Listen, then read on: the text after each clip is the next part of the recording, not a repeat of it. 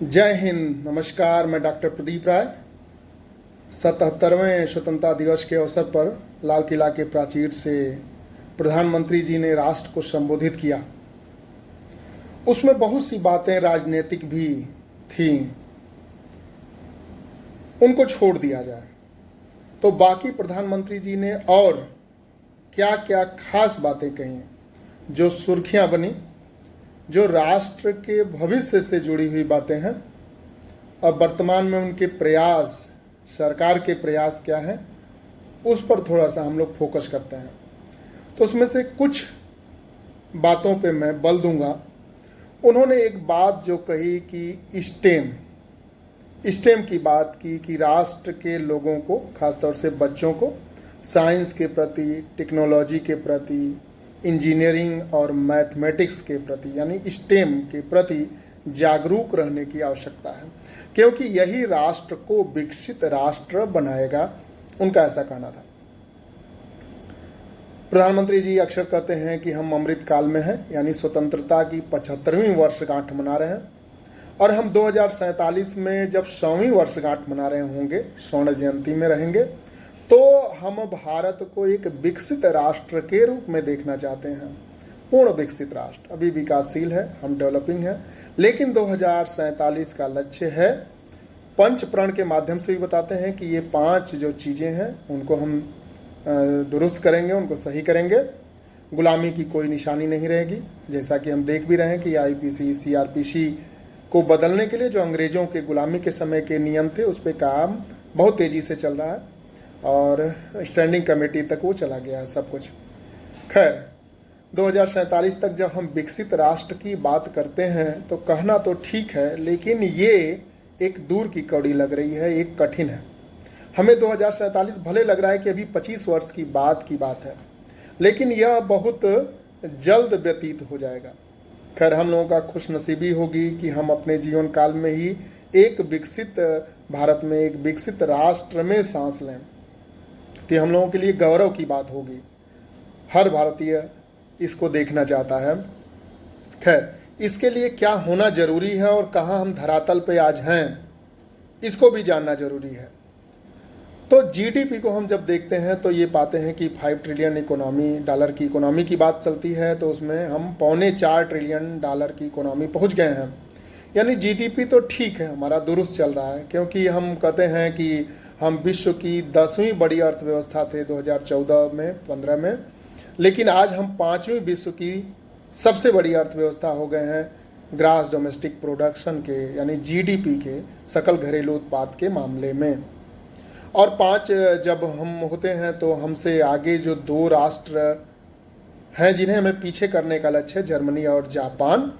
फिर हम ये चाहते हैं कि अमेरिका, चीन के बाद भारत का ही स्थान हो, और इसके लिए हम 2030 तक अंतिम लक्ष्य लेके चल रहे हैं कि हम तीसरी सबसे बड़ी अर्थव्यवस्था होंगे। लेकिन सबसे बड़ी अर्थव्यवस्था से केवल बात नहीं बननी है, इसमें जीएनपी भी बहुत मायने रखता है, यानी सकल राष्ट्रीय उत्पाद भी बहुत मायने रखता है कि ये इसका कैसे दुरुस्त किया जाए, उसकी स्थिति अभी बहुत खराब है।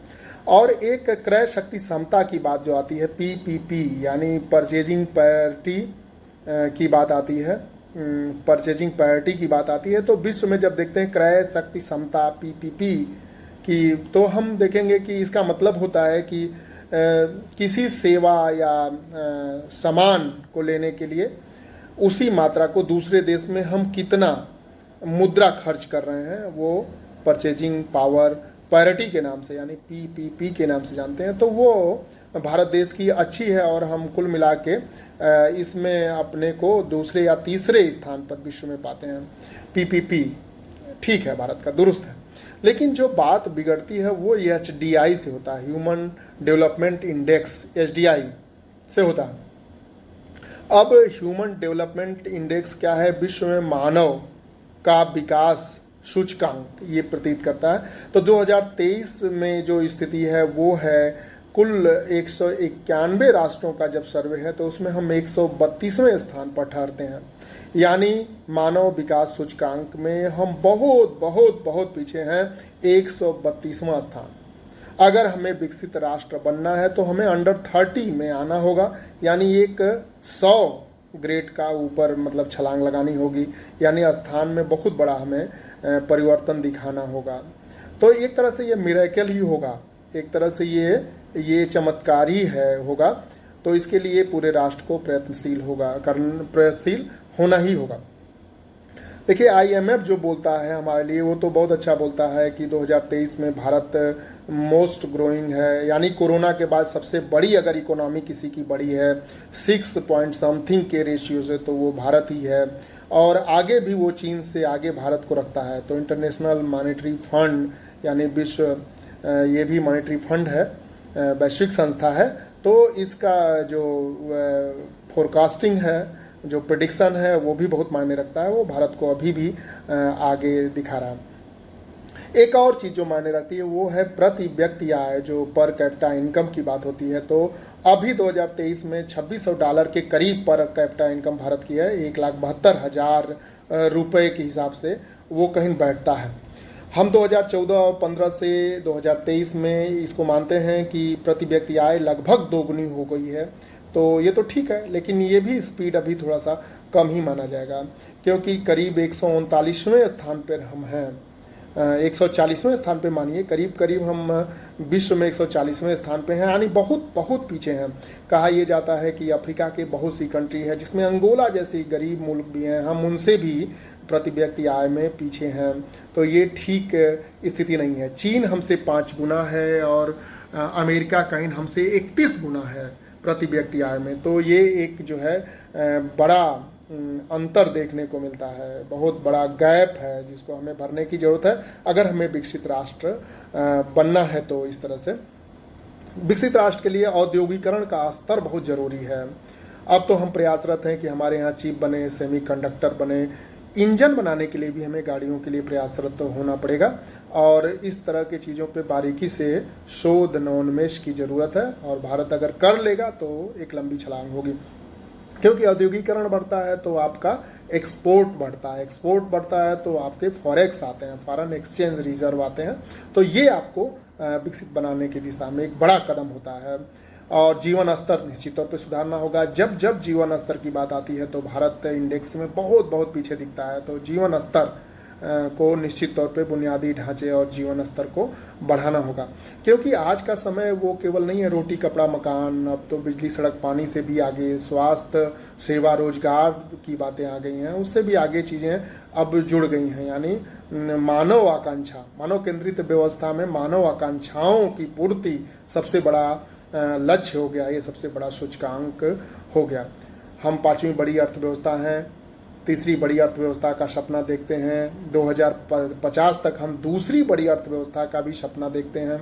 तो इसके लिए हमें एक सपने के साथ एक कर्तव्य भी जुड़ता है। तो हमें एक निश्चित तौर पे बहुत ज़्यादा मेहनत करने की ज़रूरत है। जो प्रधानमंत्री जी अक्सर कहते हैं कि हमें जो पराकाष्ठा करनी है अपने कर्तव्य की, कठिन श्रम की पराकाष्ठा पे ले जाना है, जिससे हम अपने लक्ष्यों को प्राप्त कर सकें। वो कहते हैं कि सिद्धि तक पहुँचें, इस तरह से उनकी बातें होती है। प्रधानमंत्री जी ने जो एक बड़ी बात की वो मणिपुर पे उन्होंने थोड़ा सा समय दिया और मणिपुर को कहा कि मणिपुर जल रहा है। तो केवल मणिपुर की समस्या नहीं है, इससे महाराष्ट्र भी दुखी है।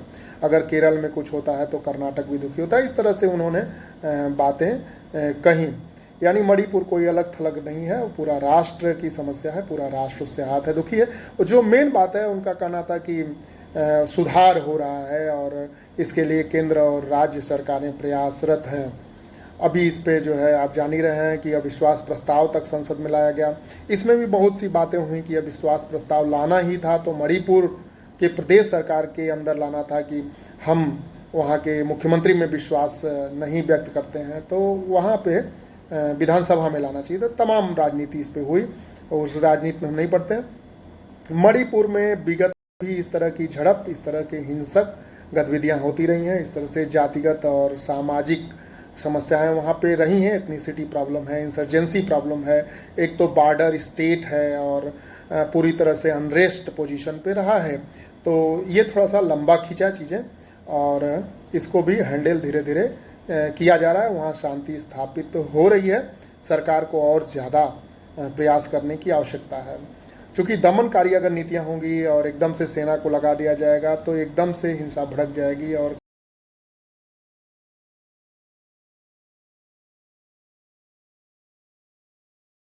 किया जा रहा है वो चीज़ों का जिक्र प्रधानमंत्री ने लाल किले प्राचीर से भी किया। जो भ्रष्टाचार की वो बात करते हैं तो भ्रष्टाचार को थोड़ा सा राजनीतिक विषय है कि जो हमारे साथ आ गया तो 70,000 करोड़ का भ्रष्टाचार उसका ख़त्म हो गया, जो दूसरे के साथ है वहाँ ईडी जा रही है, सीबीआई जा रही है, सीएजी भी उस पर अपना जांच पड़ताल कर रहा है। तो इस तरह की तमाम जांच एजेंसियां छोड़ दी जा रही हैं। तो ये एक राजनीतिक विमर्श है, हम इसमें नहीं पढ़ते हैं। भ्रष्टाचार कहीं भी हो तो राष्ट्र के लिए एक दीमक के समान है, तो उस पर जितने लूप होल हों उसको बंद करने चाहिए, लीकेज को बंद करना चाहिए। ये सरकार डीबीटी के रूप में थोड़ा सा काम की भी है। बातें पहले 1 रुपया जाता है तो 15 पैसा पहुंचता है, तो ये थोड़ी समस्या रही है भारत की, क्योंकि बहुत से रिसर्चर तो कहते हैं कि भारतीय लोगों के जीन तक भ्रष्टाचार और काम चोरी, अकर्मण्यता, ये सब चीज़ें पहुंच गई हैं। खैर ये मैं विश्वास नहीं करता, ऐसा नहीं है। यही राष्ट्र है जो कुछ भी कर सकता है और यही राष्ट्र है जो अमेरिका को अमेरिका बना रहा है और बड़ी बड़ी संस्थाओं में अपने साइंटिस्ट और इंजीनियर भेज के लोगों, बहुत से देशों के प्रगति में एक साधक है। तो ये बात सही नहीं है, लेकिन ये ध्यान देने की आवश्यकता है कि भ्रष्टाचार को बंद करना होगा। डायरेक्ट बेनिफिट ट्रांसफ़र के माध्यम से जो लोगों को डायरेक्ट पैसा मिल रहा है तो इसमें बिचौलिए ख़त्म हो रहे हैं, तो निश्चित तौर से भ्रष्टाचार हतोत्साहित हो रहा है, लीकेज बंद हो रहे हैं। तो भ्रष्टाचार पे ये बातें थोड़ी सी सुनने लायक है, समझने लायक है।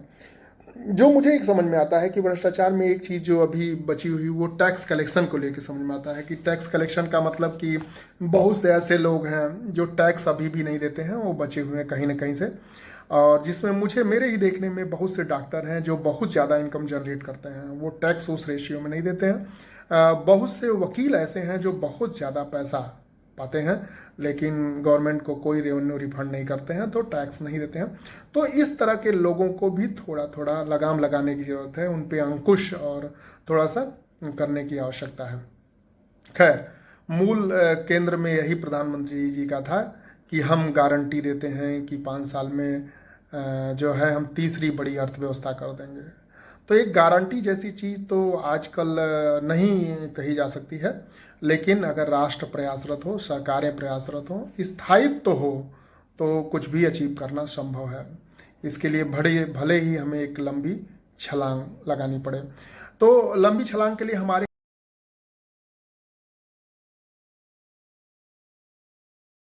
बड़े स्केल पर है, तो ह्यूमन रिसोर्स जो दुनिया का सबसे बड़ा रिसोर्स है वो हमारे यहाँ पर्याप्त प्रचुर मात्रा में है।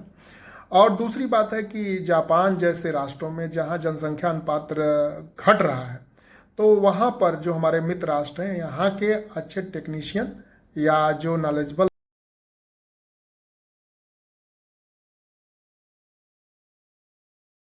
दिखेगा भी, जनसंख्या पे थोड़े हद तक अंकुश करने की आवश्यकता है। क्योंकि आज तो हम ठीक है, जवान मुल्क हैं, 30 साल से कम लोगों की उम्र के लोग बहुत ज़्यादा संख्या में हैं, लेकिन यही जवान लोग कभी बूढ़े होंगे एक साथ, तो फिर हम बूढ़ों के देश कहलाएंगे। तो अभी यही 15-20 साल है जिसमें हम एक लंबी बड़ी छलांग मार सकते हैं, और इसके लिए पूरे राष्ट्र को प्रत्येक